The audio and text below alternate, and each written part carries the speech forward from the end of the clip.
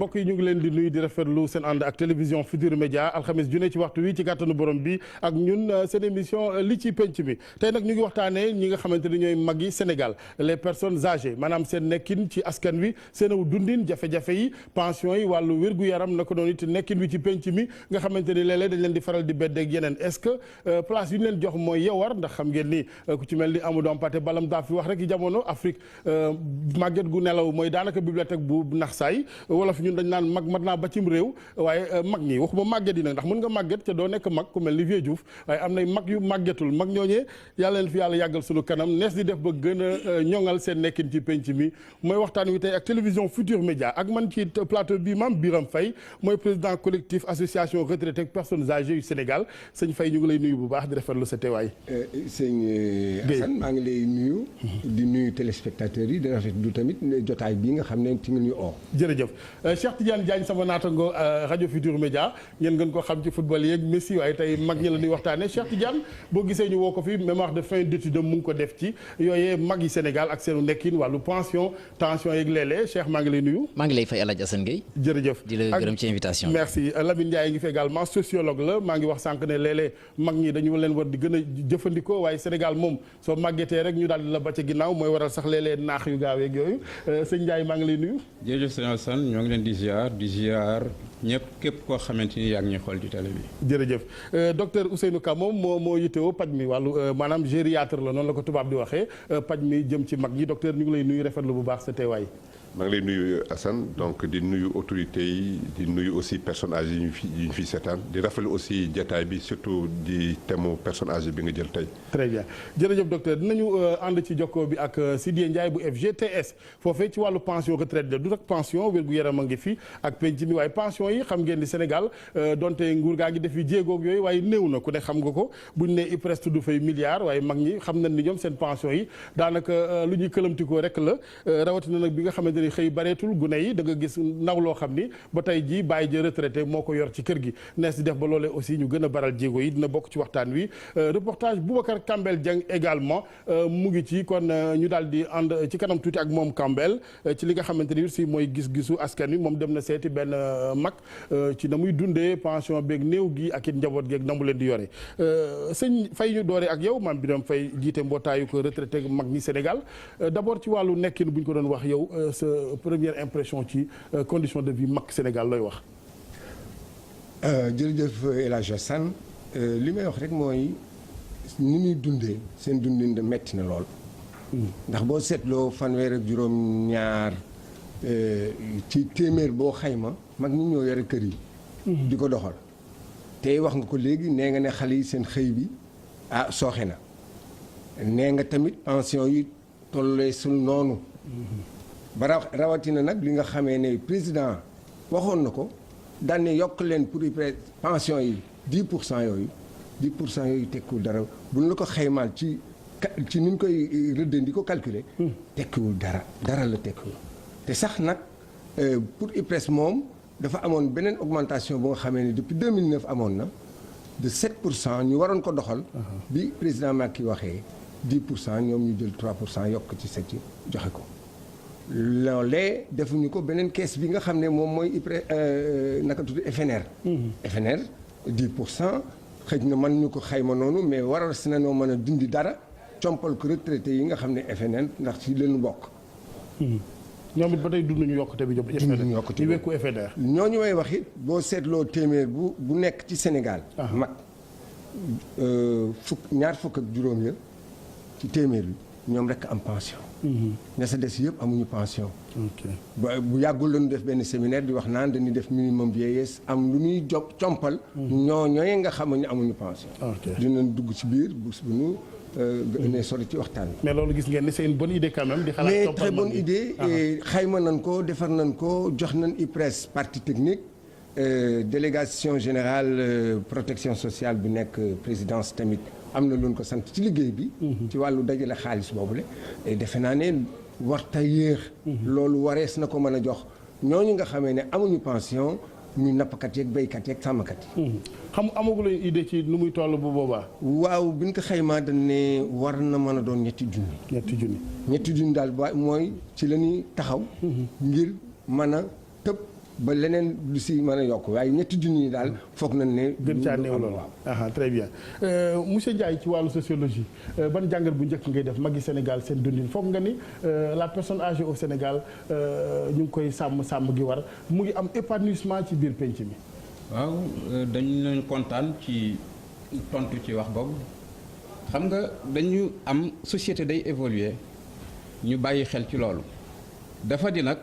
bokk na ci li xam ni moo gën a yéex évolution mooy lu jëm ci aada. amoon nay jamono nag ci Afrique sax la ñuy wax mag ñi dañ leen a fonkoon teral leen ñuy doon lumière kër yi. kër gu amuloon mag sax dafay doon kër gu yërëmtalu day doon kër goo xamante ni sax daanaka du dund mag ñee doon dundal kër yi. xëy na sax loolu jeexul ndax évolution bi am na mais ñi gën a sentir évolution bi mutation li ñuy tuddee mutation sociale bi mooy ñu xam ni dañoo dëkk ci réewu taax waaye fi mu ne boo demee ci àll bi. mag ñi ñoo ngi leen am na xëy na sax nag nañ fañ daan teg fépp. teguñu leen fa waaye bëri na fu ñu leen daan teg te place boobu ñu continue cay toog tey. bu ko defee kon bu ñuy xool mutation bi problème mu dëgg-dëggu mag ñi ci réewu taax lañ koy gën a gisee. ndax xam nga réewu taax dafa am lu mu baaxoo it mooy boo xasee ba dugg ci taax. da ngay puisque li Karl Marx doon wax rek naan nit ki doonul dara sa environnement. fi ngay dund mooy def ci yow li nga doon bu ko defee ñun sax danañ ko waxee neneen bu ñuy jàngale ci amphi pour wax étudiants yi nit sax ci boppam melul nen. mi ngi mel ni société bi mu bëgg mel ni mu mel ko. ba mag ñi kon réewu taax boo gisee fa la mag ñi gën a am problème mooy réewu taax boo fa dëkkee day am jeexital ci yow mooy nit ñi talatuñoo toog ca kër ga di wëttali konte ak mag ñi. yaa ngi xënte dem liggéey pour indi loo def ci kër gi bu ko defee kon loolu bu amee nit ñi ku ne da ngay tal sa bopp tal goo xamante ni boole ci di tal mag. dootul traverser sa esprit. moo tax boo ñëwee ci réewu taax la mag ñi gën a amee problème dëgg. waaye boo budul réewu taax moom wax dëgg yàlla valeur yi xam na. xëy na ni ñu ko bëggee nekk fa waaye nag am na lu ca des. jërëjëf Ndiaye ba ci kanam dinañ gën a xóotal incha allah docteur ñoom bu ñuy faral di ñëw ci yow yaa leen di toppatoo ñu ngi may netti sax rédaction li ngay daj ak ñoom ndax xam nga mag ñi na ma sëñ Faye Baal da nga ciy dajeeg ñu naqari deret ak yooyu yow yan jàmbat la ñuy gën a indi ci sa table yan jàmbat ñooy gën a revenir. waaw merci en fait ci question bi c'est vrai que mag ñi suy ñëw consultation. dinañ am ay jàmbat yu bëri mais il faut que ñu xam ne aussi que am na jàmbat yoo xam ni d'ordre médical la. c'est-à-dire que médecin bi moo ko war a jël en charge. mais am na jàmbat yu bëri yoo xam ne nag c'est d'ordre psychosocial et somatique. Ce qui veut dire que dundinu personne âgée bi ci biir famille bi day am répercussion sur sa santé. loolu tax man ak Lamine Ndiaye dinañ animer benn cours boo xam ne à l'université pour wax rek nan la dundinu personne âgée di répercuté wu ci santé de la personne âgée. te soo deful ndànk aussi. que médecin bi su mënul comprendre bu baax dafay yaakaar feebar bi maladie organique la. alors que réellement du maladie organique. mais c'est une maladie boo xam ni ci famille bi la. parce que famille boo xam ni que xam nga personne âgée dafa sensible à la famille. et d'ailleurs études yëpp au Sénégal dañ ko war dañu ne personne âgée mën na privé wu sax ci dundam pour que famille yam nekk en bonne santé am pouvoir économique. mais malheureusement su famille bi jubawul su famille bi amee ay problème rek mu am incidence sur si moom. loolu moo tax au niveau de nos consultations ñaari feebar la ñuy distinguer feebar yoo xam ne c'est organique mais feebar boo xam ni ñun on a des difficultés pour jël ko en charge mooy les maladies psychosomatiques. mën naa la jox benn exemple am na ñoo xam dañuy ñëw loolu maam Biram toujours ñu répété ko da nga ñëw gis personne âgée retraité yoo xam ni. à la fin du mois rek ñu ñëw ñu ne docteur man dama am insomnie. wala docteur dama am ay palpitations.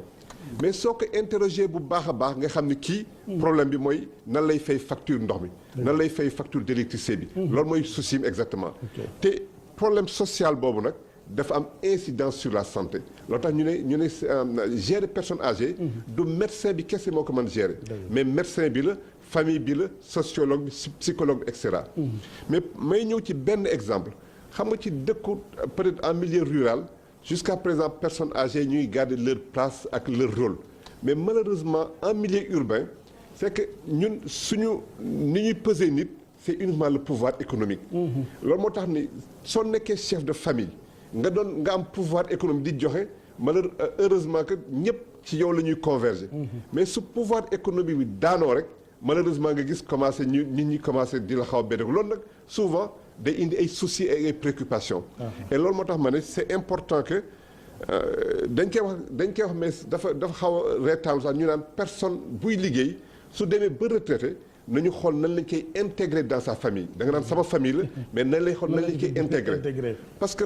bi ngay liggéey pendant des années nekkoo woon ci kër gi. nga toog ba si yàgg rek retraité nga perdre sa pouvoir économique nga nekk ci kër gi souvent day indi ay problèmes ay soucis ay préoccupations. ñu naan paa bi dafa bëri wax. wala paa bi dafa def lii et cetera et cetera. maanaam ci gàttal la famille n'est pas assez reconnaissante ci gàttal famille bi dañ dul war a kóllëre mag mi nga xam ni moo tax ñu ne liñ nekk tey ba nekk waxambaane wala jigéen ñi defaru ba baax. wala inverse bien évidemment ndax jigéen itam jàmbaar lañ dañu di téye njaboot yeeg seen pension également. waaw xam nga souvent xam nga fekkoon ni même sur le plan psychologique da nga koy sàddi c'est-à-dire que yow fekkoon ni da nga doon liggéey lépp yaa ko doon def ci famille bi. yow yaa nekkoon vraiment le nœud central de la famille. sur le plan économique. ñu dem ba nga xam ne yow léegi nag nga retraité sa moyen diminué wu sa pouvoir économique bi wàññeeku. mais souvent day indi problème ak ay soucis. et may wax foofu aussi que. au moment où pouvoir économique di wàññeeku. souvent la femme aussi day nekk ci ay jafe-jafe mooy lan mooy ay problème ménopause. ce qui veut dire que ku góor gi dafa bëgg ñu soutenir ko mais jigéen ki aussi dafa bëgg ñu soutenir ko mais en ce même moment aussi les enfants ont grandi dañuy bëgg seen indépendance. nit ñu ne damay dem université papa fayal ma dem fële fekk sa pouvoir économique wàññeeku na. ce qui veut dire que si on ne fait pas attention mën na créer ay tensions au sein de la famille. mën na accélérer vieillissement ba mar de indi sax faat la foofu. mais loolu moo tax ni ñun li ñuy constater mooy que ñoo xam ne ay fonctionnaires lañu processus de vieillissement moo gën gaaw. parce que sooy jël retraite li ñuy wax dans la fonction c'est une retraite coupée c'est-à-dire duñ la préparer nga dem retraite da ngay yeew ba suba rek ñu ne la waaye maam Biram tey mën nga libérer sa place parce que am na keneen ku la remplacer. alors que paysan bi forgeron bi cultivateur bi mais du ñu jëlee noonu retraite. c'est-à-dire que suñu jël retraite ñoom ndànk lañ koy jëlee. c'est-à-dire que suñu doon liggéey toutes les 5 jours dans la semaine ba saa dañu naan am na de sama doole may tuba xaaral ma def ñetti fan ci bés bi xaaral ma def ñaari fan. xaaral may ñëw par ngoon. et puis dañuy accompagner les enfants exactement quoi. mais alors que les fonctionnaires loolu moo tax c'est important dañ koy wax très souvent. il faut que ñu préparer nit ñi. pour que ñu mën dem à la retraite dans des conditions normales. très bien jërëjëf docteur Ka ñu ñëw ci Cheikh Tidiane Diagne sëñ Cheikh ci wàllu liggéey bi. laaj bu njëkk bi mooy lan moo waraloon nga gis ne sa enquête daal war nga ko def ci mag ñi ensuite lan la enquête bi génne na ay résultats rawatina ci wàllu pension yi. voilà donc c'est un travail bi nga xamante ni maa ngi ko defoon il y a de cela quelques années. la retraite au Sénégal. Pension sous tension. Li expliquer un tout petit peu le choix donc de ce sujet moo di que quelque part j'ai eu à discuter avec certaines personnes am sax ñi ma jege ñi nga xamante ni véritablement dañu amoon maanaam benn choc psychologique bi nga xamante ni. amoon nañ ko ci di waajal li nga xamante ni moo di retraite. parce que docteur Ka wax na ko léegi tout à l'heure le problème qui se pose principalement mooy gars yi duñ leen préparer à la chose maanaam la rupture est tellement brusque que quelque part buy dem bay annoncé wu nga quitter la vie professionnelle pour rejoindre une autre vie. avec ses spécificités ça pose problème. donc si biir discussion boobu j'ai pu constater ça et puis je me suis dit bon pourquoi pas ne pas percer ce mystère pour mën a xam exactement c'est quoi exactement le problème lan la ñuy vivre donc tout au début c'était assez difficile mais avec le temps j'ai pu en tout cas rencontrer ay retraités yu bëri nga xam te dañu ma expliquer un tout petit peu seen vie mooy li ma la wax tout à l'heure boo xoolee pension sous tension yi ñaari ordre laa ko gisoon man ba may def ce travail méthodique mooy tension d'abord sur le plan financier parce que li nga xamante ne moom nga daan am en tant que fonctionnaire ou je sais pas quelqu'un qui travaille dans le privé et tout maanaam day wàññeeku de sorte que ñoom seen principale préoccupation loolu beneen problème bi mooy sur le plan sanitaire parce que côté santé bi tamit da ngay gis ni que ñàkkum xaalis boobu nga xamante ne ñu ngi koy waaj a dund wala sax ñu koy dund day dem ba impacter li nga xamante ne moo di seen vie psychologiquement et bonjour les maladies mooy maladies yi nga xamante ne dañ koy wax les maladies psychosomatiques yi nga xamante ne docteur wax na ko léegi avec le stress qui est là au quotidien et puis au-delà de ça c'est carrément aussi les maladies chroniques et même j'ai pu constater que dans certaines localités même fekkante ne bëriwul fii ne Sénégal mais par exemple en Occident il est parfois même arrivé de voir des retraités yi nga xam ne dañuy xaru parce que quelque part mënuñu dénku cette pression là parce que ils vont à la retraite seen pouvoir d'achat wàññeeku na au sein de la famille amagul kenn ki nga xamante ne jël na relève yi et du coup ça devient difficile et puis autre chose bi nga xamante ni xëy na mooy indi les difficultés yi nga xamante ni moom la retraité yi di dund mooy fii par exemple Sénégal particulièrement boo demee retraite rek dañuy ne xëccal sa chaise pliante dañu ne xëcc sa chaise pliante alors que loolu bokk na ci li nga xamante ni xëy na mooy rey sa retraité parce que quelque part c'est une façon ñu génne la ci penc mi voilà ñu génne la carrément dans la société alors que quelque part les gens doivent pouvoir t'assister te même am na ñi nga xamante ni yor nañu métier bi nga xamante mën nañu ko def à vie à vie nga xam même bu ñu demee retraite ils peuvent continuer à vivre de leur métier ñoo xam peut-être que dañuy dem dans le privé wala je sais pas comment mais par contre boo xoolee c'est essentiellement ça maanaam ñàkkum xaalis bi au-delà de ñàkkum xaalis bi léegi problème bi c'est carrément sur le plan de la santé donc da ngay gis ñu am une santé bi nga xamante ne c'est en décadence te malgré tout bu fekkante ne gars yi taxawuñu leen taxaw bi nga xamante mooy bu war da ngay gis effectivement ni muy mujjee xëy na du neex nit ñi. très bien sëñ Faye dañuy gis souvent nit ki bu nekkee en activité bu retraité rek nga gis ni ñu ko waxee accélération vieillissement dafay gaaw lan ban explication ngeen di jox loolu. toog bi la wala yaram bee tàmbul toog en fait wala ni ñu ko waxee bedd gi la ci penc bi ba nga xam daal xëy na loolu moo lay daal di dugg. sëñ Assane lépp ngi ci biir lenn docteur Ka wax na ko boo doon am lu mat 300 000 ngay war a am léegi 100 000 weeru jot wala ngay am 100 000 ñaari weeru jot. xam nga ne loolu moom wax dëgg yàlla sa dooley mën a faj soxla njaboot bi wàññeeku na. beneen bi moo di ne. nga baal ma dogguma la mais maa ngi lay bëgg a laaj wax dëgg yàlla. mais pourquoi nit ki retraité war a faj soxlay njaboot gi est-ce que bu fekkoon jamono neex na quand même ñu préparer à cette retraite là waajal ci njaboot gi ci njaboot gi nguur gi créer ko les conditions mu tekki mais mag moomee du yorati njaboot gi. jërëjëf mais yow wax nga ko sax ci wax ak léegi nee nga ne xëy bi amatul ci xale yi. njaboot gi kañ ba àdduna doon neex dañuy am xëy te ñun. bi ñu nekkee ay gone toll si loolu doon taxawal yoo nga xamee ne dañuy dimbali suñuy waajur. tey jii du xale yi ñooy dimbali seen waajur mais waajur yi ñoom ñooy dimbali xale yi. kon bon xëj na dañu dem ba nga xam ne yokk nañu bi may ñëw léegi di dugg si fii maa ngi jël corniche bi nii mais xale yëpp ngi demoon géej. ma ne mais man ñii luñ doon uti géej. vraiment amul leneen lu ñuy def. kon bon nga xam ne dañu yokk. population bi dafa yokk mari day taal yi leneen li mooy retraite bi tamit boo seetloo li tax ñuy sos kuréelu mag ñi ngir ñun dañu am benn université bu ñu tuddee université de tous les temps bu nga xam ne dafay ëmb jamono yëpp ci biir université boobu dugal nañ ci mbiru ñi nga xam ne ñu ngi préparer retraite ñu wan leen won yoon man leen a tàggat ci leneen lu nga xamee ne xëj na bu ñu jëlee seen retraite mën nañ ko fa def moo gën ñu leen di jox seen sees bi liyaan boobu wala jox leen kurus ak satala ne leen dem leen ne leen loolu sax dafa baax julli moom lu docteur yi wax ne war nañ ko di def war nañ tamit boo dee mag di tàggat sa yeb la sport boo doonee mag boo xam ne da ngay toog benn place rek boo moytuwul feebar bi dina dikk docteur dina si wax léegi leneen nit am na mag bi bu mu ne rek man mag laa dootuma def yëfay gone war nga di justement penc bi moo lay confiné foofu déjà même kurus gi ngay wax kurus dafa war gone war mag war a bàyyi ba nekk mag yu soog a yor kurus mu ngo war nga di toog ak say sët war di toog ak say njaboot te ngeen di waxtaan wu sell di li xale yi happiness mais boo ko defee ñu ne xool dafa ñàkk fayda waaw ngeen war di reetaan tey jii boo gisee mag sol benn jóginam naan day dox nga ne waaye kii voilà lu tax di def yëfu mu kàllaf sol xaftaan wala mu sol finalement l'enfer c'est les autres ñoo lay fitnaal les autres li mu wax nag moom ci téeram bi mu mémoire am bi daane pension la tension wax dëgg yàlla loolu la ndax am na këru yi ñuy touché retraite dafa am kër ak kër FNR dafa wuuteeg IPRES IPRES ni muy doxee dafa metti ñaari weer jot ñu war a fay te payoor ga du demee noonu trimestre la woon sax bu njëkk waaw loo doon am ci xaalis ba ngay liggéey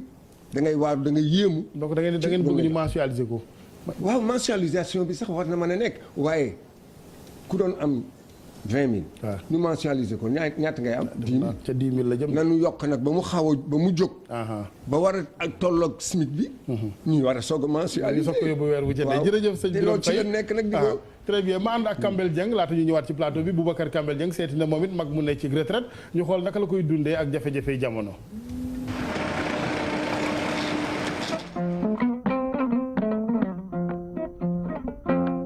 tey dañuy waxtaan ci wàllu retraité yi loolu nag ñu dem doxantu ba ci benn kër bi nga xam ni fekk nañ fa suñu benn mbokku retraité. bu retraite bon ñun fii lañ ko fekk mais c'est-à-dire nit ku nekk aussi avant ngay dem retraite da ngay gis situation yi nga xam ne bon moom la ñuy de vivre bon nga jëm ko éviter.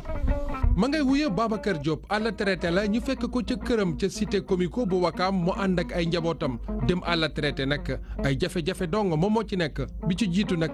mooy lan lay fay dafa néew lool. dina wàññeeku ba jusqu'au peut-être sax le tiers tout juste ngay am tout juste peut-être le tiers war nga mën a jël say devant nga xam ne dëkk bi ni lay demee bon nga bañ quand même bon affaire bi dal la pour soo aussi booy retraité nga waajal sa bopp xam nga ne dafay metti après. lan lay fay néew te la nga daan def da nga koy def ba léegi rawatina lu aju ci jàngu xale yi muy investissement bu gën a wóor pour borom kër. ma fayal bi ma nekkee première année ba ma master. sama rakk yëpp la même chose suñu école fii suñu kër fii pratiquement kenn jaaru fi privé. te kenn jaaru fi public sama rakk yëpp privé lañ jaar man aussi la même chose.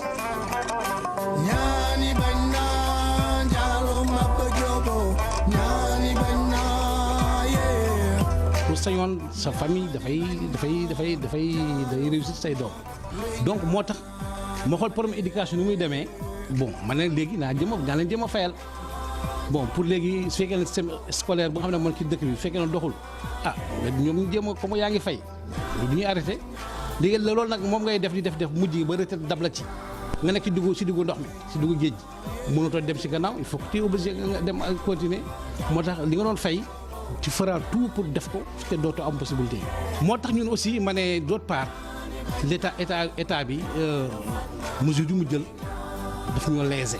ci ban côté. mooy ci problème mu location yi. parce que sama compagnie yi dañuy xam ne amuñu beneen solution moo tax suñuy àdduna yëpp suñu àdduna dañu ko serrer la ceinture dañoo galéré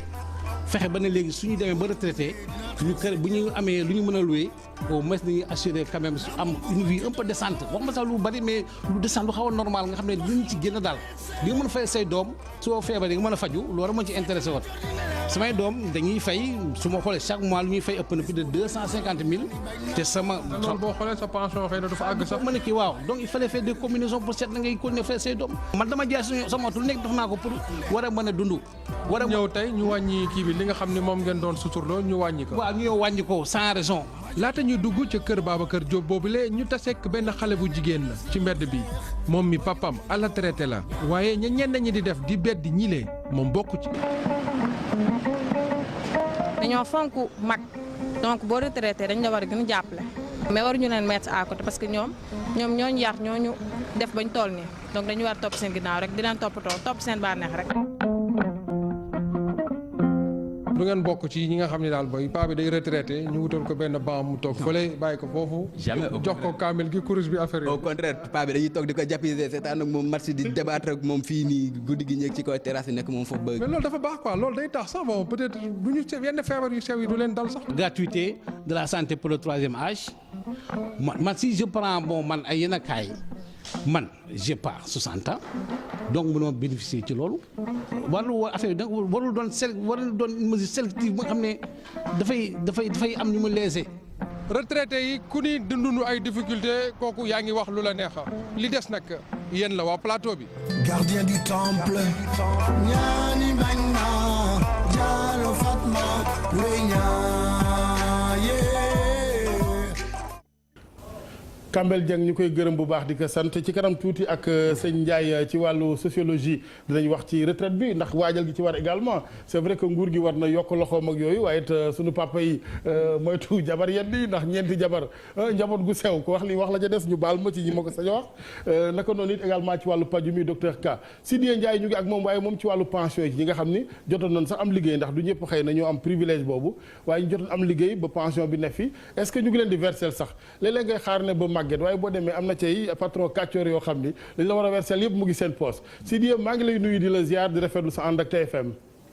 maa ngi lay fay El Hadj Assane di la nuyu di nuyu téléspectateurs yëpp. jërëjëf yaay njiital FGTS ci wàllu xeex bi da xam naa saa su ne ngeen sumb xeex yu ni mel maanaam fexe ba patron yi la ñuy dog ci yéen ñu koy sax au moins versé ndax ñu ngi naan lu néew sax waaye bala nga ne naam ne fa ndax boo ko fa fekkul it doo dootal di wax lu néew ak lu bari. waaw xam nga maa ngi lay gërëm di la sant ci émission bi xamante ne retraite moom defe naa ne émission la boo xamante ne war nañ ko rafetlu parce que ñu bëre ñu ngi liggéey te boo retraité boo ko seetaanee du ñëppay ànd dem retraite donc par benn dañuy dem. te ñu ngi vivre problème yoo xamante ne vraiment métti na trop. parce que léeg-léeg nga dem à la retraite nga ñëw foofu ñu ne versé wu ñu la sa pension versé sa employeur daawul versé donc boo demee nga toog 1 an 2 ans sax gis naa cas yoo xamante ne dañuy toog ñaari at balaa ñuy régulariser seen pension mais yaakaar ne loolu c'est pas normal war nañ ci jóg surtout nguur gi jël ci ay mesures parce que IPRES boo seetloo ci texte yi yoon may na ko moom bu fekkee ne employeur cotisé wul mu dal ci kawam. mais IPRES dafa mel ni dafay seetaan donc ma yaakaar ne loolu vraiment il faut ñu jóg ci parce que boobu léegi ñu ngi koy joytu mais kenn en tout cas jël ci ay mesures daa ko ñeen yoo xamante ne mën na ko saafara. gis nañ ne aussi boo demee retraite pension yi dafay néew loolu tamit IPRES ak FNR maanaam fonctionnaire yi ñoom bokkuñu système de calcul pension di la ne loolu tamit nii war nañ ci wax parce que IPRES boo xoolee fonctionnaire yi ñoom weer wu nekk dinañ touché seen pension mais IPRES ku fa nekk ñaari weer ngay toog ñetti weer la woon sax ñu indi ko ñaari weer mais ba tey des na mais yaakaar ne loolu aussi war a véritablement indi pension yi mensualisé ko maanaam weer wu nekk ki dem à la retraite mën na touché pension loolu mën na nekk bu fekkente ne ñoom nangu nañu def réforme boo xamante ne dinañ seet naka la ñuy def bu fekkee dañu war a yokk cotisation liggéeykat yi nangu nañu ñu jéem a seet naka la ñuy relever niveau cotisation participation travailleurs yi mais employeurs yi ba léegi ñoo ko bloqué mais yaakaar ne non seulement ñoom bloqué nañu loolu mais am nañu bëri boo xamante ne wala fi ñu régulariser seen liggéeykat yi ci phase yi duñ ko nangu versé muy problème boo xam ne dafa mel moo tax liggéeykat yi seen bopp ñoo war a yeewu léegi képp kuy liggéey fenn ñu ñu immatriculé war nga dem seet weer wu nekk wala ñetti weer wu nekk nga def IPRES uti sa carte d'affiliation ngay xool ndax ñu ngi versé sa pension parce que doo toog ba nga toog nga retraité ñu ne la fii amuloo fi dara donc ma yaakaar ne véritablement problème boo xamante ne maa ngi rafetlu nu ngeen ko introduire en tout cas pour nit ñi ci débattre mais aussi war nañu nag jël ay mesures parce que wax rek réglé ko boo ba léegi ñëpp xam nañu ne baaxul système IPRES ñi gis nañu ne mode de calcul pension yi baaxul moo tax ñu bëri bu ñu demee retraite di nga ko xamante ne cadre la mu am 1 million de salaire bu demee à la retraite muy touché ay pension yu néew loolu du comprendre lan la parce que aussi foofu dafa am technique boo xamante ne employeur dañ koy utiliser dafay am da ngay gis nit muy liggéey bërëbu liggéeykaay ñu jox ko 100 000 francs salaire jox ko sur salaire 700 000 mais loolu ay technique la yoo xamante ne dafa mel ni employeur dafa muus du nangu ñu calculer ñu jël en compte 700 000 boobu ci calcul IPRES bi 100 000 yi ñu lay fay salaire de base ci foofu la ñuy calcul mais yaakaar ni loolu yëpp dañu war a toog waxtaan véritablement ñu xool naka la ñuy réformer IPRES pour que pension yi nga xamante ne vraiment ñu ngi ko jël liggéey non seulement ñu mensualiser ko mais aussi ñu seet naka la ñu ko améliorer parce que ñëpp xam ne ne Sénégal da ngay dem à la retraite ngay yore ay xale yu ndaw sa kër ñii am na ñaari jabar ñetti jabar mais boo demee ay pension ngay touché 12 000 francs 21 000 francs maanaam ñaar fukki junne wala ay ñetti junne mais yaakaar ne loolu vraiment jëma kër ba tax na vraiment su ñu bëggee dimbali askan bi bëgg a dimbali liggéeykat yi aussi war nañ toog ñu seet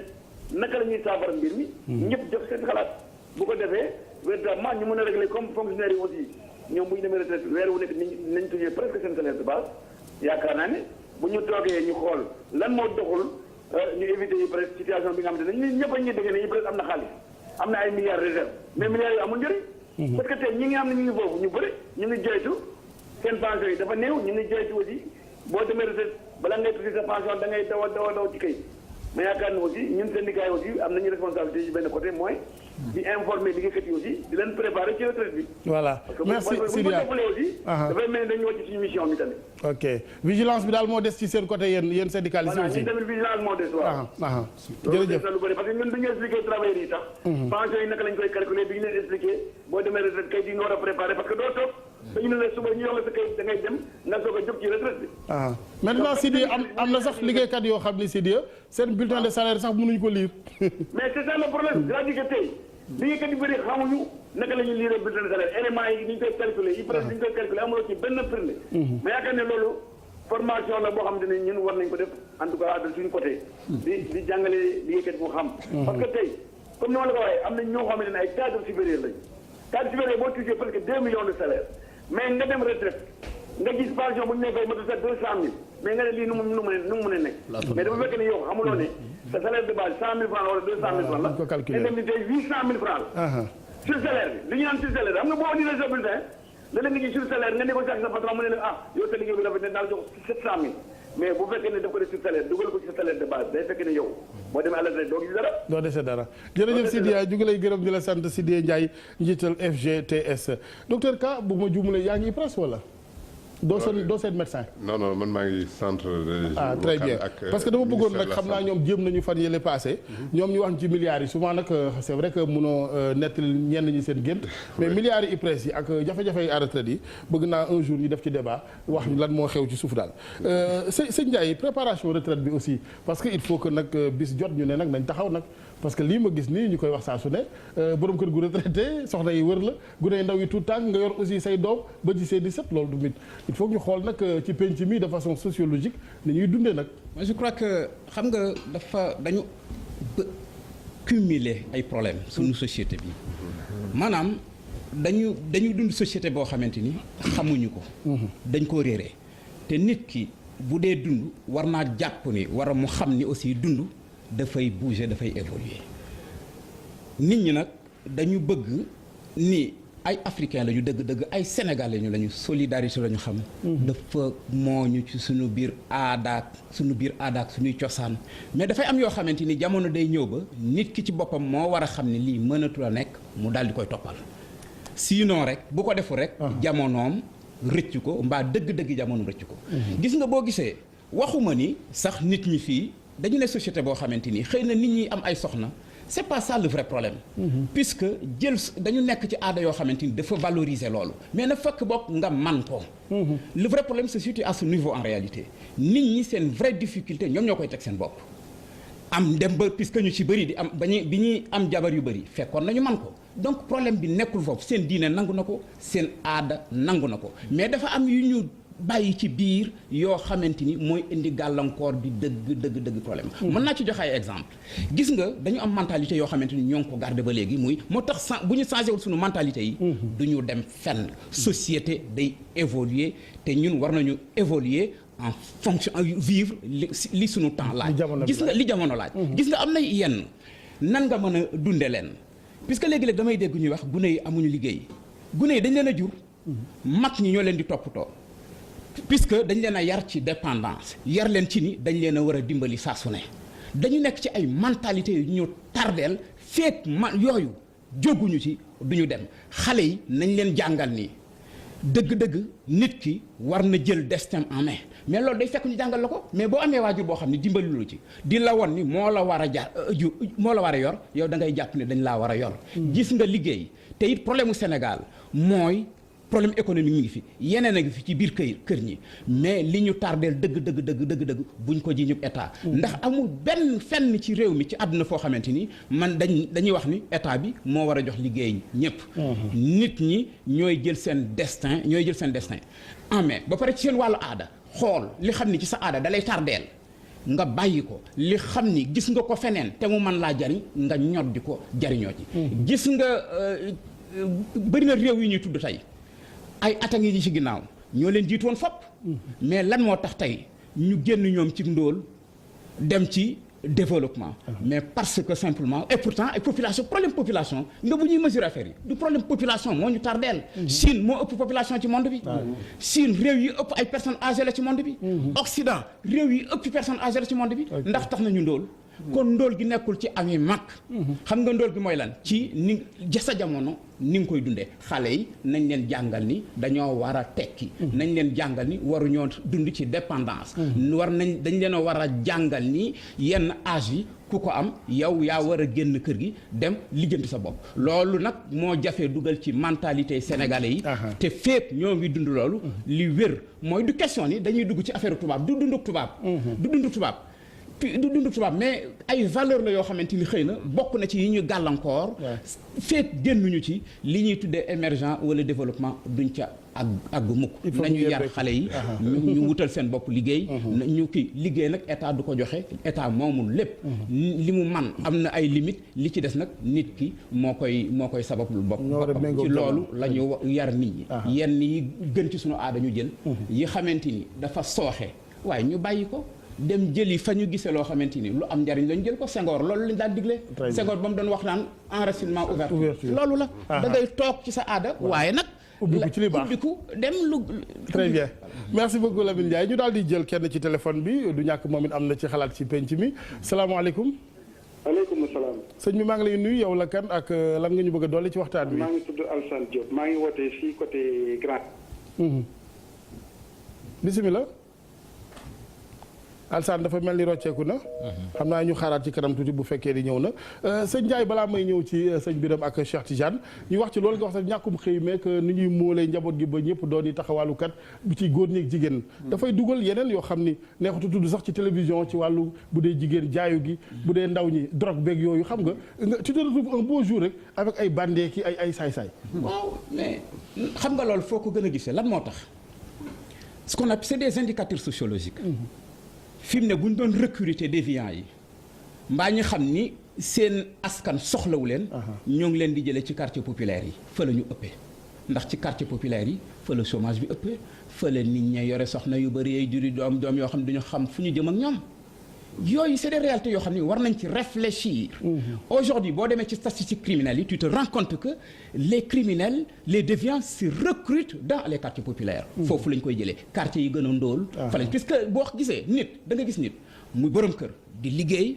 bëgg di jariñ ay njabootam ba jamono ñëw mu ñàkk doole. du ay at kese mais économiquement il devient faible te économiquement quand on devient économiquement faible on est démuni bu ko defee kooku nag doom ya mu yoroon daan leen teral ñu tàmmoon teraanga waaye bëri nañu bëri goo xamante ni ba waajur wi demee retraite dooleem mënatu ko permettre mu yor gën gi yor njabootam yooyu ñooñu dañuy daal di nekk ci situation bu jafe dañuy réer te nit dañuy yomb këf ndax dañuy réer dootuñu xam fu ñu jubluwaat. jërëjëf Ndiaye ñu dellu ci téléphone bi ba xam bi yoon dina doon bi baax salaamaaleykum. waaleykum salaam. maa ngi lay nuyu sëñ bi yow la kan ak lan nga ñuy dolli. waaw man maa ngi tudd sëñ bi Habib Diouf laa tudd. maa ngi nuyu yéen ñi nekk ci plateau bi. jërëjëf mais dama bëggoon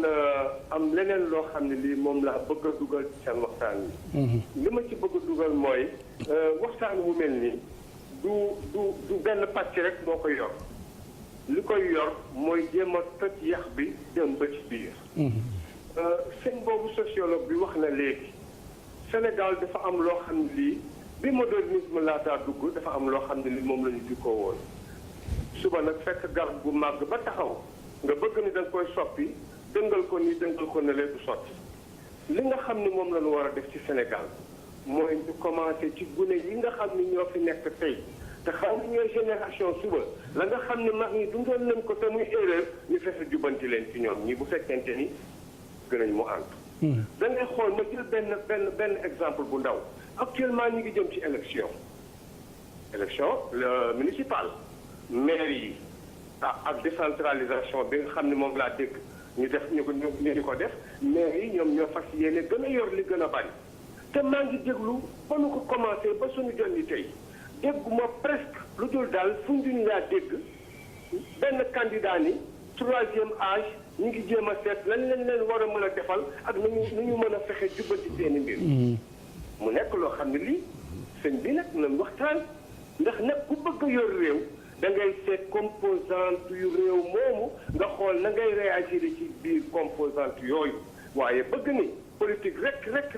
ngay doxal bëgg a yore noonu quartier wala nga bëgg a yore noonu ville erreur bu rëy la te nag tànk nag autorité yi nga xam ne ñoo ñu yor tàmbali wu ñoo soppi seen doxalin doxalin bi yaakaar naa ne dana la xare soppi.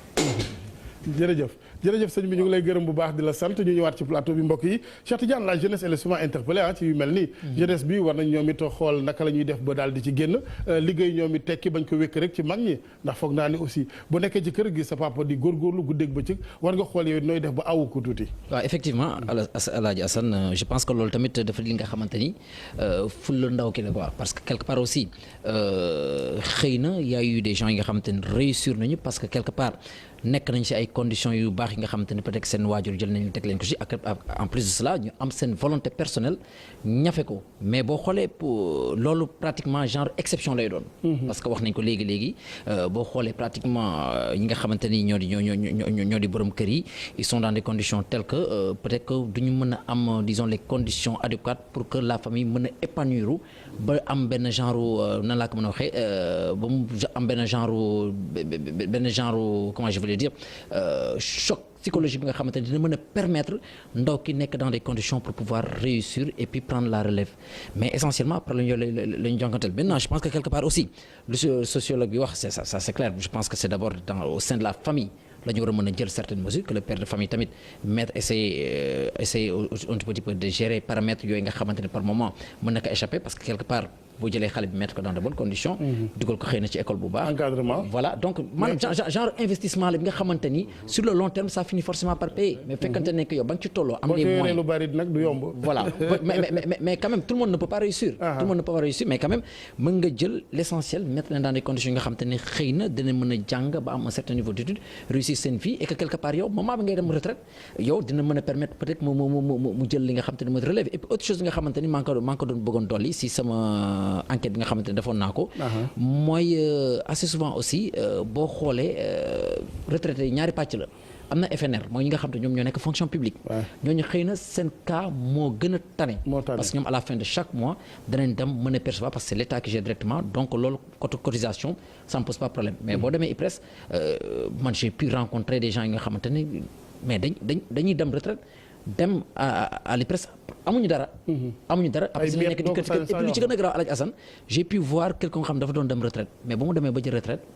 si lañ ko ne demal indil ma sa carte d'identité yaay wala sa carte d'identité papa quelqu'un qui a 60 ans dem retraite mais kooku nan la mën a retrouver loolu moi je pense que yooyu sur le plan administratif aussi il y a des lourdeurs administratives yi nga xamante ni gars yi war nañ ko mën a xoolaat parce que ku dem retraite yaakaar naa ni war nga ko mën a assister psychologiquement lu dul di ko ne demal jox ma sa carte d'identité yaay wala sa carte d'identité papa parce que ñooñu jàpp nañu ñu gën nañu àdduna bu yàgg dëgg la voilà jërëjëf sëñ Cheikh ñu jëlaat keneen ci téléphone bi vraiment xam naa ni ñoom it ñu daal di rapidement baral jéego yi rek salaamaaleykum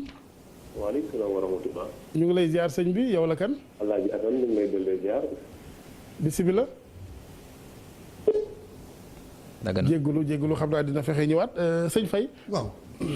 wax nañ fi lu bari. damay tàmbali ci syndicaliste bi sunu rakk joojule. Sidia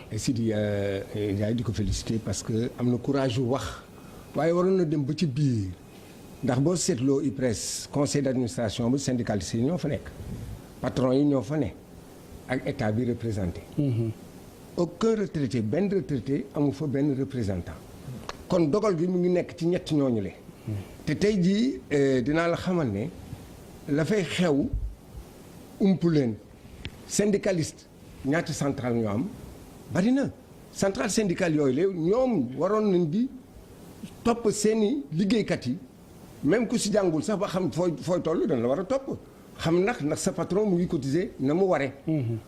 même lenn am na ci biir texte IPRES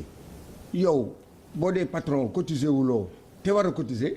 waa ji bu amee numéro am IPRES bu waa ji jëlee retraite am dana war a fay waa ji ba pare topp patron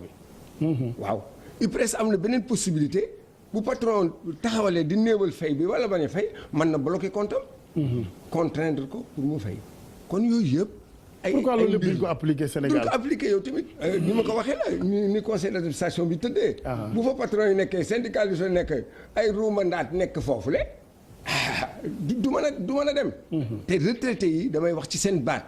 loolu metti nañ ko mettidul nañ ko mënuñu tey jii toll fu nga xam ne Sénégal dañ naan démocratie war nañoo avancer toll fu nga xamee ne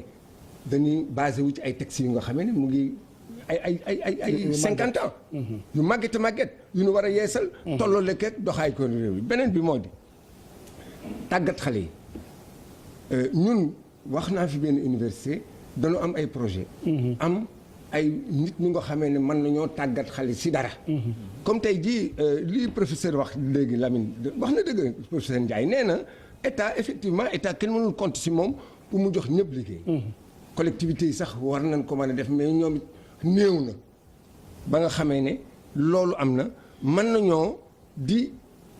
duggante kuréelu retraité yi mag ñi waxuma retraité parce que duñ ne retraité rek mag ñi amul liggéey di doxalanteeg ñoom ñu leen di jàppale fenn ñoom it ñu war ko jàppale mag ñooñu kuréelu mag yi fenn sëñ Assane El Hadj Habib Diouf li mu wax dëgg la néew na ci ñii di te d'ailleurs dañ koy ñaawlu suñu kuréel yi ñaawlu lii xew dóorante beeg sottinte xaalis bi waaw ma ne bu leen jaralee ñuy dóorante di gaañante di reyante di si dugal xaalis kon bon yëf ya dafa am lenn lu nga xam ne moom lay indi kon dañuy ñaan yàlla campagne bi lee nit ñi dem ci dal jàmm ndax fi ñuy jublu tey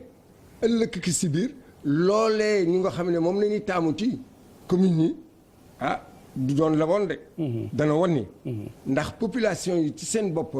ñoom la war a jagleel la nga xam ne mooy ruus sa commune ba waaye pas comme naka la tudd ci maire yeeg na topp ci ñoom ak seen bande yoog di nguur sax boobu le waaye yow loolu lañ war a dàq baat boobu lañ war a dàq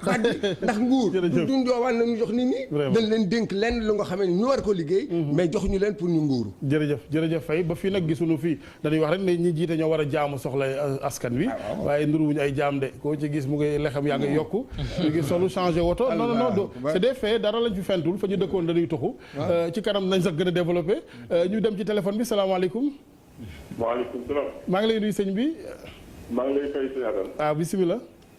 waaw man de mënuma maa ngi nii à l'étranger waaye dama jàpp rek kii bi télé bi.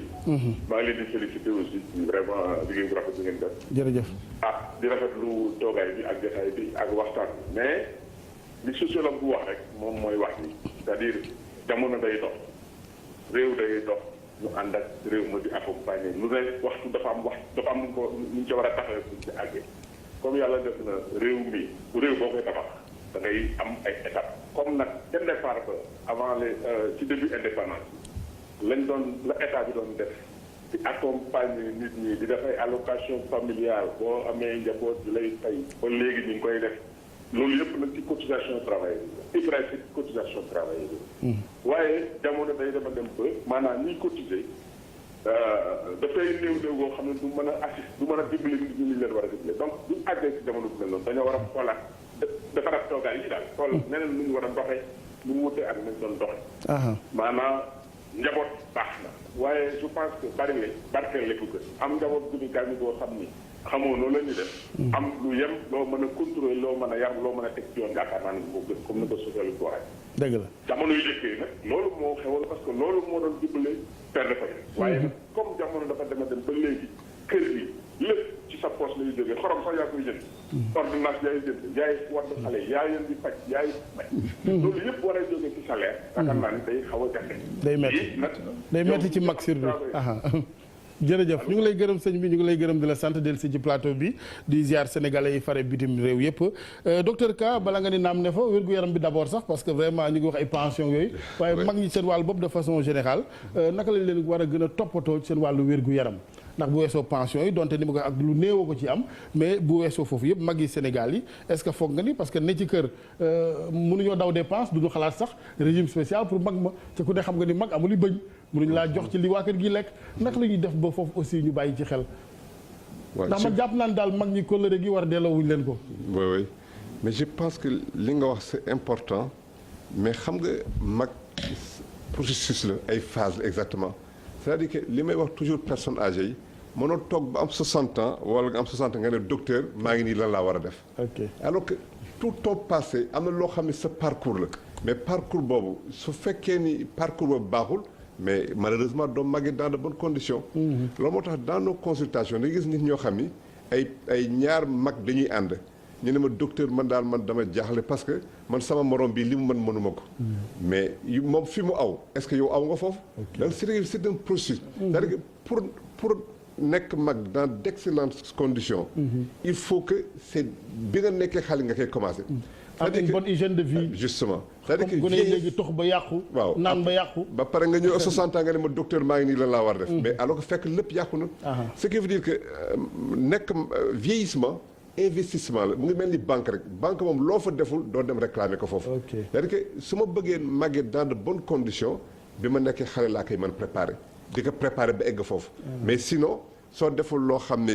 dafay altérer sa processus de vieillissement mais à 60 ans da ngay fekk complètement man j'ai vu des personnes âgées yoo xam ne suñu entreprise yi Sénégal yi est-ce que yomb na nga préparer ci sa retraite ci wàllu wér-gu-yaram parce que patron yi xam nga ne dañ lay ngàcc ne doomu limon dañ lay liggéeyloo stress bi ak pression yi vraiment ñàkk considération yi foog nga ni nit mën na màggetaale loolu. mais pourtant suñ leen souvent nit ñi dina bëgg a def. mais peut-être dafa dul xam exactement. par exemple ma joxe benn exemple par exemple xam nga wax ngeen fii soo demee ba retraite dañuy wax pliant wala ñu ne la da ngay toog bul def dara mais en fait loolu aussi ça fait partie de notre culture. man su ma amee sama papa ak sama yaay dem naa yaay bul def dara bul demati fenn. et ci personne âgée dañu ne occupation élément bu important la ci santé de la personne âgée. xam nga liggéey. du uniquement fin du mois ñu jox la feuille de paye mais liggéey dafa bokk ci wér-gu-yaram kii di liggéey toujours dafay préserver sa santé loolu moo tax soo seetlu ba travail li ñu wax dañu naan docteur Manal dama jaaxle parce que depuis bi ma commencé liggéey bi ma commencé retraite rek laa am ay jafe-jafe c'est parce que bi nga commencé retraite nga deftoo benn activité nga commencé stressé angoissé loolu tax nga ngay am ay problème alors que soo doon liggéey tous les jours di nga ne suba daal war na am li may def tout xam nga am projet. mais kenn mënut a dëkk ci liggéey quand même man dama foogoon ni àddina quand même dañ koy pàccaare. mais mënoo dëkk ci liggéey. mais xam nga li ñu wax liggéey souvent c'est pas liggéey boo xam ne da ngay mais liggéey dafa bëri c'est l'activité. loolu la liggéey. mais par exemple man mën naa jël retraite. après ma commencé bind samay mémoire. aussi ça fait partie du travail. mais li may wax nit ñi souvent famille bi da ngeen di bàyyi seen personne âgée parce que da ngay gis ñoo xam ne dañu naan woy docteur. tereel ma ko mu dem génte maire bi dafa man dox ba mu dem jaay ba mu def lii ba mu def lële mais su toogee ci kër gi def dul dara mais après c'est le début des problèmes yi commencé mu am stress angoisse et cetera loolu moo tax ma ne vieillissement c'est vraiment que dañ ko war a préparer très tôt mais aussi que li ñuy wax ni retraité il faut ñu mën ko préparer donc pour que vraiment que mu mën nit ki suy dem retraite mu dem retraite dans d'excellentes conditions que du am yenn feebar yi et loolu moo tax d'ailleurs même am na ñoo xam ne personnes âgées dañuy ñu ne suñu sañoon bi ñu seen cotisation de couverture maladie dañ leen ko waroon jox bi ñu commencé dem retraite mais xoolal dañ lay couvrir bi nga nekkee en activité mais période boobu yëpp doo am fa nga koy soxlaa duñ la couvrir mais foo xam ne nag retraite bi ñëw na amatoo couverture sociale maladies yi dugg nañu ay surtout les maladies am na maladies yoo xam ne dafa cher ba nga xam ne dafay gën a appauvrir davantage la famille et dans ce cas-là dañuy travailler avec ay sociétés yoo xam ne personnes âgées yu bëri ñoo leen di jàppale par exemple activités yi ñuy def yii par exemple c'est des carnets de santé xam nga mag xale dafa am ay carnet de santé ñun aussi dañuy créer ay carnet de santé yoo xam ni pour les personnes âgées par exemple fii ay dañ ko fondation Sonatel ministère de la santé ak ville de Dakar pour que te carnet yi day am ay conseils ñu la ciy jox par exemple xool fii dañu ne 10 gestes pour préserver sa santé 10 gestes 10 clés pour bien vieillir exactement ce qui veut dire que vieillissement nit ki c'est pas le médecin du médecin bi moom mooy toppatoo santé nit ki mais il faut que nit ki approprié wu santé mu ne lii sama njëriñ la nan laay def ba mën ko préserver loolu tax ñuy joxe carnet yi pour les personnes âgées comme pour xale yi ma jël kenn ci téléphone bi ndax xaalis yooyu laata may ñëwaat sëñ Ndiaye salaamaaleykum allo maaleykum salaam ok bisimilah kooku waaw damay leb tur bi waaw bisimilah ndax sama directeur laa bëgg rek delloo jukkal monsieur Faye jërëjëf monsieur Faye sa directeur sa directeur la woon aha école Thiers école Thiers bu baax jàng ñu ñëw à l'heure monsieur Faye yaa ngi may déglu waaw mu ngi lay déglu il est un peu ému mais mu ngi lay déglu sa kanam dafa poivré aha waaw maa ngi koy delloo njukkal bu baax a baax a baax jërëjëf di delloo TFM njukkal aussi jërëjëf moo ma jàng ñëw à l'heure xale laa woon léegi maa ngi am 40 ans bientôt le 5 août monsieur Faye maa ngi jàkkaarloo ak yow yaa ngi rafet ba léegi dama ne ñëw ngay xëcc sama nopp à l'heure naan il faut venir à l'heure ndeysaan jàngal ma lu bari jërëjëf monsieur Faye jërëjëf maa ngi lay delloo njëkkal bu baax a baax a baax a baax merci beaucoup lay walaay jërëjëf soxna si samp dara monsieur Faye danga ma jàngal lu bari xale laa woon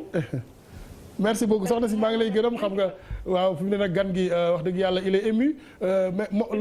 li moo waral ndaje yu ni mel delloo njukkal sunu mag ñi nga xam ni ñu fi mat a balañu aha jërëjëf soxna soosu kon ni mu ko waxee rek monsieur Faye ci ay loxoom la jaar te foog naa ni lii moo war tax ñu gën a delloo njukkal suñu jàngalekat yi. Sénégal surtout nag ñoom ñu njëkkoon ñaa parce que léegi xëy na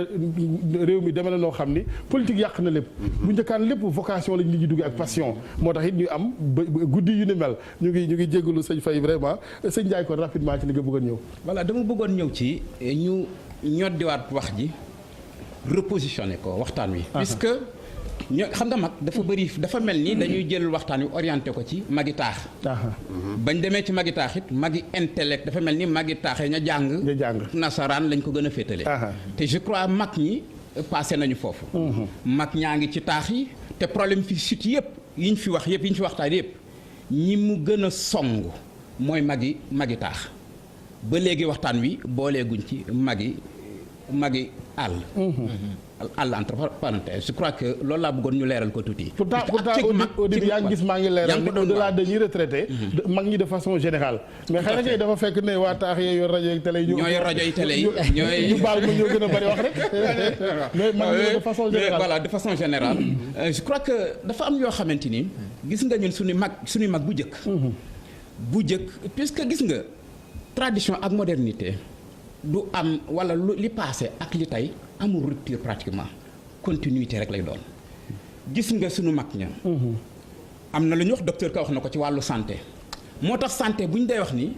du lekk ak naan kese yëngatu la gis nga sunu mag ña dañ daan dox di yëngatu bu ñu demee ba liggéeyatuñu mën nañ ko tuddee à la retraite boo waxuma nag retraite liggéey ci service ba jógee ca waaye dem ba mag ñu wàcce la ndax wàcc nga bu ko defee da ngay continuer di yëngatu daan doxantu di seeti mbokk ya loolu bokkoon na ci li doon yokk a dëgëral seen i tànk ak seen i wér-gu-yaram te ren yaakaar naa ni du ka moo may démentir marche bokk na ci li activités yi xam ni mag ñi war nañ leen ci dellu waaye léegi ñun la tendance mooy dañuy jël mag ñi comme on dit bàyyi leen rek di leen nelawloo ba yu ne di leen dal ñu nekk ci difficulté yoo xamante ni daanaka société bi ñoo leen ko teg puisque ñoo leen koy imposer ñun ñuy bëgg a tubaablu ci magu taax yi lan moo tax magu taax yi ñoo gën a tuskare lu ko waral war nañoo xam am na lan moo tax lu leen gën a tuskareel mooy ku ci kii rek daal di ni tubaab la kii kat sama baaykat man mii kat am naas tuut war a tule liggéey dëj ko ci piliyaan dëgg la defuñu ko nag pour lor leen dañ ko def pour wane ni fonk nañ leen waaye fekk na boobu ñoo ngi leen di rey nañu bàyyi mag ñu yëngatu nañu bàyyi tubaab lu gi tubaab ya gis nañu la leen loolu jural jël seen mag ña yóbbu leen ci ay ruq denc leen fa ñu fa nekk di fa dund tuskaraange goo xamante dañuy mujj di xaroo ka wax nga ko sànq taux de suicide yi gën a élevé en Occident bokk na ci gune yi ak mag très bien sëñ Ndiaye ñu jël keneen ci ligne bi salaamaaleykum waaw vieux waa déjà bi mu ñëwee sànq mu ngi jàmbat crédit bu jeex xam naa vieux di nga ko daal di yónnee li nga xamante ne moom la def ci les dépenses. ñu dama bëggoon ñëwaat waaw docteur mu ngi wax pension de retraite yi mais xam nga suñu xoolee effet genre. parce que su fekkee personne âgée boo xam ne dafa décédé. bàyyi fi ñeenti soxna. mais il semblait que pension bi lu mu tuuti dañ koy xaaj en 4 parties. mooy rente bi waaw mooy ce qui veut dire que la personne âgée ku jigéen ki. moom mooy gën a subir encore l'effet de la pauvreté. donc loolu aussi que il faut que ñu mën ci waxaat aussi. parce que loolu c'est très difficile paupérisation boobu ñu wax ne souvent dafay jël meloog jigéen. foofu il faut ñu gën ko xeex ci réew mi dafa naa ne kilifa yaa ngi ci moo waral sax GIE yeeg jàppale gi ñeel association féminine yi nga xam ay jàmbaar loolu lañu sëñ Cheikh ci wàllu njàngat li ba tey ci li nga xamante ni mooy tension boobu nga gis ci njaboot yi yow mag ñi gisuñ ci benn issue ñoom ginnaaw bi ñu defee lan lañ gis ne moo leen ci mën a génne ndax dañ naan de façon vraiment radicale nañu yokk pension yi parce que loolu aussi foog naa ni nga foog ni jamono yi ne nguur gi nga xam ni mu ngi tal ay plan waaw mais teewul ba tey xam nga gouvernement quoi que l'on puisse dire lépp volonté la Alaaji Assane parce que boo xoolee surtout ñi nga xamante ñoom ñoo féetee côté IPRES bi tamit maa ngi ko doon wax boo seetee tout au début par trimestre lañ daan fay ko maanaam par ñetti weer lañ leen daan fay li nga xamante ni moo di seen pension ñu dem à un certain moment ak maanaam négociation yi nga xamante ni mën nañ ko ñu dem ba finalement di leen ko jox mu nekk bimensuel di ko fay ko disons à la fin de maanaam chaque 2 mois la ñuy fay ko donc comme ni nga ko waxoon sànq le problème ne se pose pas avec comment ça s'appelle avec waa FNR mooy ñi nga xam ne ñoom ñoo nekkoon fonction publique ñoom c'est à la fin de chaque mois mais je pense que lépp c'est une volonté politique je pense que gouvernement bi bu amee cette volonté en tout cas d'aider ceux-là yi nga xamante ni quelque part ils ont rendu service à la nation parce que tamit faut pas que ñu leen di délaisser parce que ce sont des gens yi nga xamante ni ils ont rempli convenablement leur rôle leur contrat moral bi nga xamante ni moo dox seen diggante ak état bi certes bu ñu paree war nañoo mën a dem mais quelque part foog mu am ay mesures d'accompagnement mesures d'accompagnement bi mooy peut-être mettre sur pied une politique bi nga xamante ni xëy na dinañ mën a am leen li nga xam ne dinañ ci mën a suturlu wala état bi dugal loxo ci biir poste comme on dit jéem a fexe nu muy régler yenn problème et je pense que bu ñu leen jëlee en charge pratiquement sur le plan sanitaire je pense que ça dina régler problème yu bëri léegi lu ci des xëy na bu ñu leen ko joxee mën nañ ci dundal seen njaboot xëy na même bu dul mat sax ñàkkul ni ci biir famille bi dinañ trouver benn bras valide bi nga xamante ni xëy na am na ci lu mu jàpp pour mën a en plus de que lu borom kër gi doon def ci kër gi mu ñëw jàppale ko ci loolu man je pense que noonu laa gisee je pense que c'est juste une volonté politique de l'État bu ñu ko bëggee def war nañ ko mën a def je pense bien surtout feebaru mag yi ay wàllu bët yi la ak yooyu ñu yombal ko ophtalmologue yeeg yooyu je pense que di lu ci am solo la waaye ci wàllu waajal retraite gi sëñ Birame Faye est-ce que foog nga ni waajal gi ci war mu ngi wala dañ naan jamono aussi nit ñi taluñu ko parce que ailleurs les gens dañuy dem bay fay sax ay assurance je pense pour que bu ñu retraité wala boog salaire bi matewu ko waaw xam nga wax nañ affaire cotisation mais damay leeral rek ne balaa may jàll si loolu sax war naa remercier waaw sa élève boobu vraiment dañu war a xam ne Sénégal bu ñu la joxee métier da nga ko war a def ni mu waree professeur ba médecin ba kër damay seet patron wu Plan Sésame muy docteur Camille moom leen dénk Plan Sésame te dafa woyof ba nga xam ne moom ñuy docteur Ka bu rombee fii doone kii moo yore Plan Sésame fi mu nekk wax nga ko sànq plan bi bari na ay bor yu nga xam ne ñu ngi koy fay waaye di gën a yëwénal Plan Sésame bi donc sur le plan n'est-ce pas médical mag ñi muy ñu retraité ak ñu bañ a retraité surtout ñoom dinañ faju te duñu fay dara war nañu yox li kooku ñu ngi ciy liggéey dinañ di dem ay mission yu nga xam ne ñu ngi ciy liggéey bu baax a baax ñu ngi ciy sori di seeti mag ñi nga xam ne feebar nañu ci seen i kër te it di def ay sensibilisation nit ñi xam ne ñii leen war a doxalee bàyyi na leen ñu doon doxalee li nga xam ne day gën a leen di gàllankoor. alors cotisation yi. am na lu nuru xeer sànq venant du sociologue aussi ah. cotisation mag ñi nga xam ni takki jabar rek feesal kër gi nga baal ma. waaw dëgg la xam nga nag fii penc mi la quand même. non dëgg la ma ne su la bañ a aborder yenn sujets yi. parce que aussi responsabilité mu ngi nekk ci nga xam lii nga yor. naka nga koy sàmmee waaye rek. xam nga wax naa fi tudd naa fi benn kuréel maanaam sunu daara ju mag jooju la ñuy tudd université de tous les temps. dañ ko yaatal ba nga xam ne toutes les générations dañ ci nekk.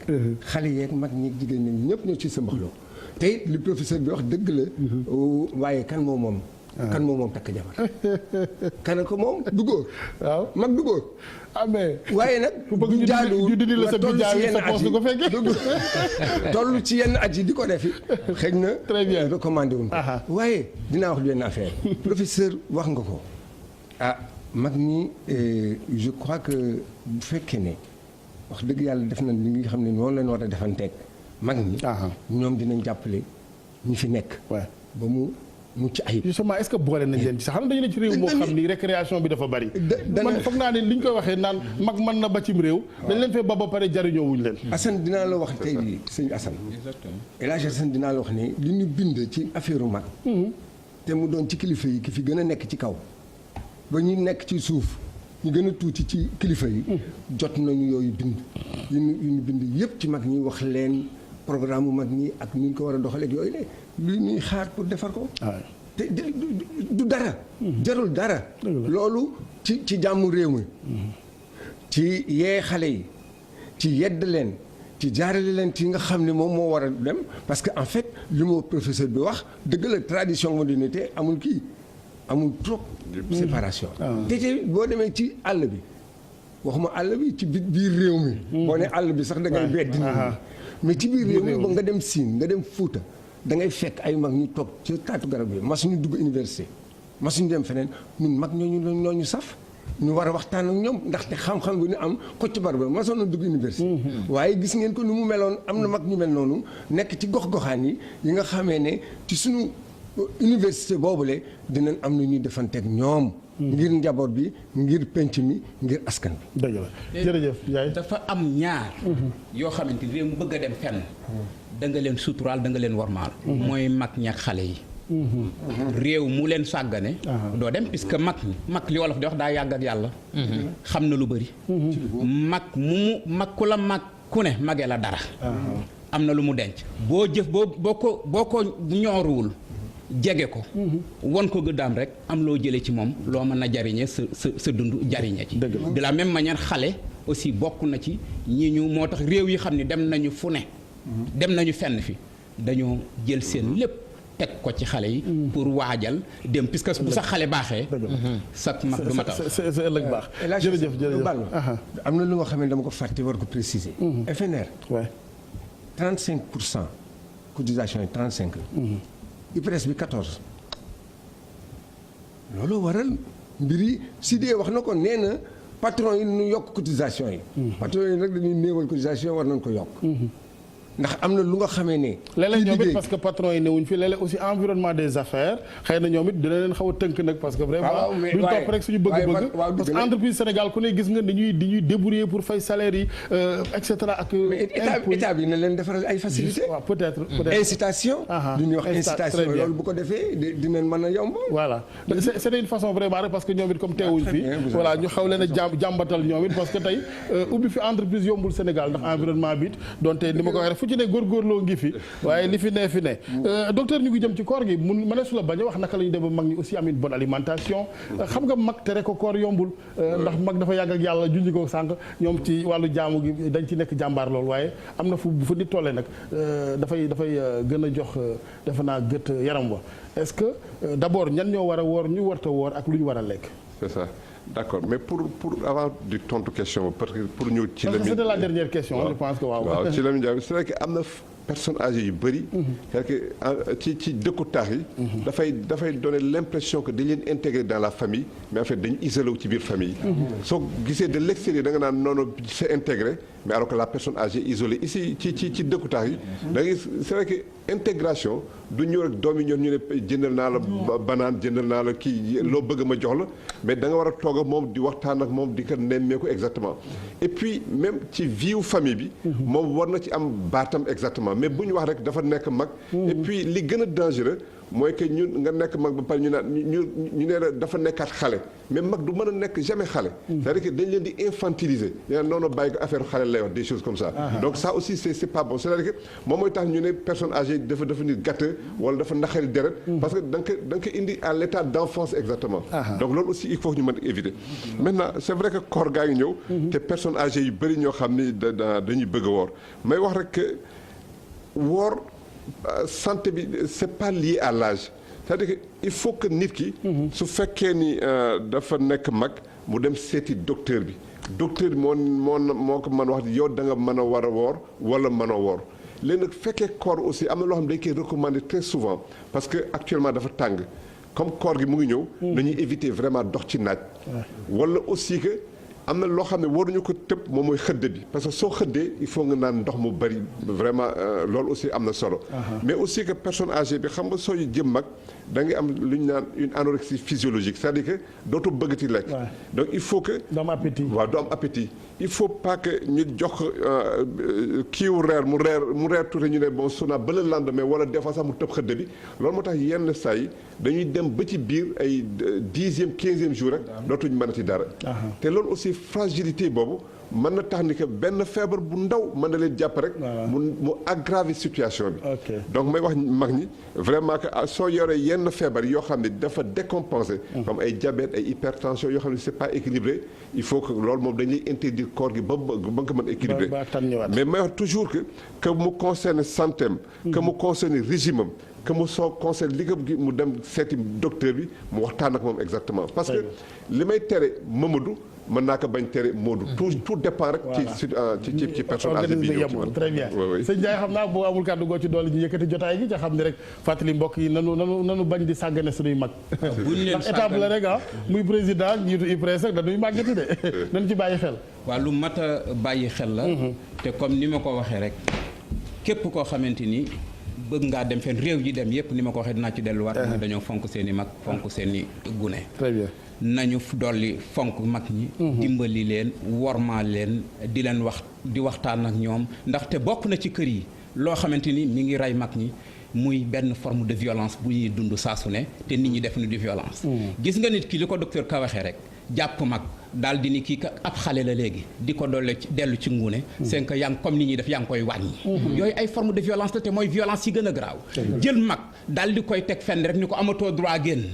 violence bu ko gën a bëri amul. gis nga ñun ci suñu bopp ñooy rey suñu mag ñi. te xamuñu ko ñu leen di teg ci di ñuy exercer ñoom ay violence yoo xam ni daanaka dañoo jàpp ni dañ leen di teral fekk na ñu ngi leen di rey nañuy seet ni ñuy rafetale suñu digganteeg mag ñi loolu la ñu xam moom la suñu aada bëgg moom la ñu cosaanoo nañ ko def waaye mag yi nag aussi nañu bàyyi xel ci leen mag mi am njariñ mooy mag mi xam ni aussi waru garam ci digganteem ak société am ci digganteem ak njabootam daf ko war a dox ci kaw di leen waxtaan ak di leen digal lu baax ndax ñu jëm ci kanam. jërëjëf sëñ Lamine Ndiaye sociologue ñu gërëm bu baax docteur Ousseynou Ka di ko gërëm di ko sant également góor gi Mame Birame Faye moom bu collectif association retraité personnes âgées yu Sénégal ñu ngi lay gërëm bu baax Cheikh Tidiane naka noonu ak it mbooloom technicien caméraman la régie Adja Binta Diallo ci réalisation bi Hadj Daouda yéen ñi doogoon seen kër di seetaan li ci penc meeg télévision Futur Média di leen ñaanal jàmm mbokk yi ba alxamis incha allah.